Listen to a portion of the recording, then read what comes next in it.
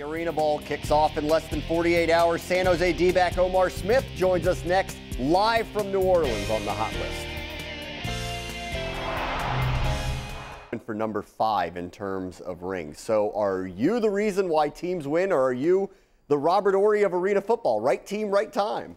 Man, some people would say I'm the Robert Horry, and I'll take that. I wouldn't say it's me. I'm just a humble guy. I'm just trying to help my team win, but you know, I don't get tired of it. I feel like I'm a senior year in high school, and it's my senior prom over and over again. Never get tired of it. So I hope they keep coming. There's nothing wrong with winning, and you got to beat Bon Jovi's team. I mean, come on. How good would that feel to knock off Bon Jovi's team? That would be amazing. It would be nice. It'd be real nice. And you know, the goal is to win a championship. I've got 4. I need 1 for the thumb, and Bon Jovi's team is in the way, and they're going to be living on a prayer. Those are some fighting words. I like that. Omar Smith, one of the best defensive players in arena football. His San Jose SaberCats are facing the Philadelphia Soul Sunday for the championship. Thank you for joining us here, Omar, on the Hot List. No problem, man. Appreciate it. And of course, they say styles make fights. Let's break down the national championship game going on between Georgia and also against Columbus. Who do you think is going to win this one? Well, I think Georgia will pull it out. I think it'll be a lot closer than people think. I mean, a lot of people are riding the Columbus bandwagon because they beat Dallas, and you know they're going to go into Georgia, and it's tough to win in Georgia. But Troy Bergeron got hurt, star receiver from Georgia. Don't know if he's going to play or not, but they got pass rush, good defense, and they got Chris Jackson, and they got Chris Grayson, who threw 117 touchdowns. So I think Georgia answered the bell, and they'll see the SaberCats come July 29th in New Orleans. And really, Omar Smith here at the San Jose SaberCat facility. We just had a long practice. We're going to head into the San Jose SaberCat locker room and get to know the SaberCats on a personal level. Let's go and see what we can learn. In your opinion, who is the best dressed and worst dressed on the San Jose SaberCats? Wow.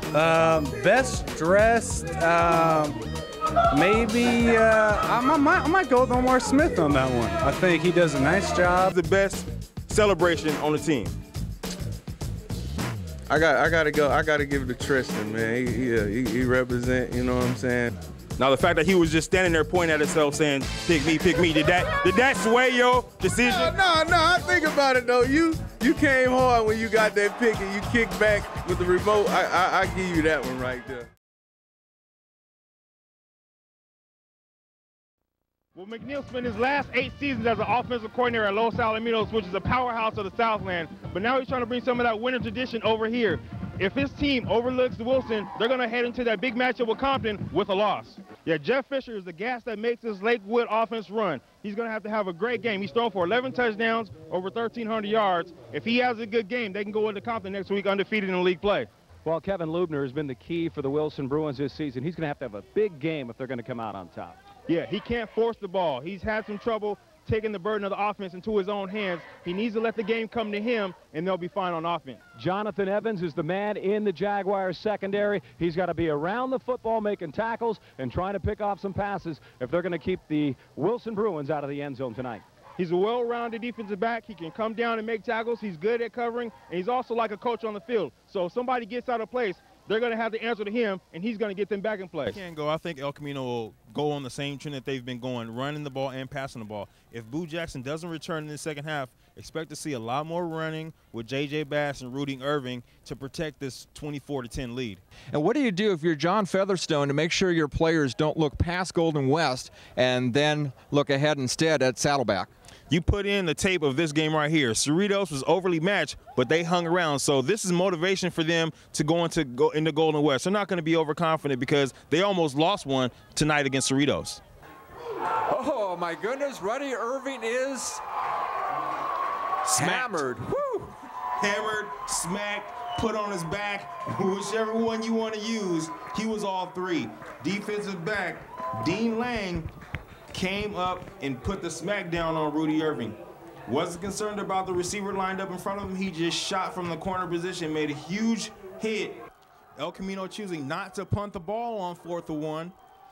This is basically a statement saying this is all or nothing. We're going to win or lose the game for the most part right here. I have enough confidence in our offensive line, Coach Featherstone, saying we can get 1 yard. Can you stop us? Talk about no guts, no glory. Featherstone has the guts to go for it on 4th and 1. They don't get it. he has confidence in his defense that they're going to pull this game out and get the job done. And that's exactly what happens. After the 4th and 1, Moore Park has the momentum. They have the confidence, and they're feeling like they're going to go win this game. El Camino, on the other hand, they say even kill. They're a championship caliber team. They've been in this situation before. The defense goes out and stops them on 4 plays. Huge defensive stand. Alex Fletcher is only a sophomore, and look at the power he runs with. You don't see too many sophomores playing at the varsity level, stiff-arming safeties and pushing them to the ground. I mean, that's unheard of at this level from a sophomore.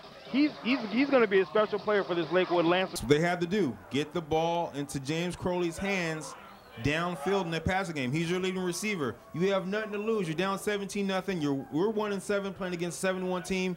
Go for broke. Pull out all the stops. And you see the great athletic ability with the dive and catch by Crowley. All that set up by the block punt by Patrick Tafua.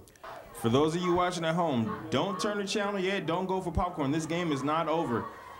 Cerritos has the ball, and they can stretch the field, and they have 3 timeouts. So all they have to do is score, and they have 3 timeouts to get the ball back. And intercepted by El Camino. All right, folks, you can go get your popcorn now.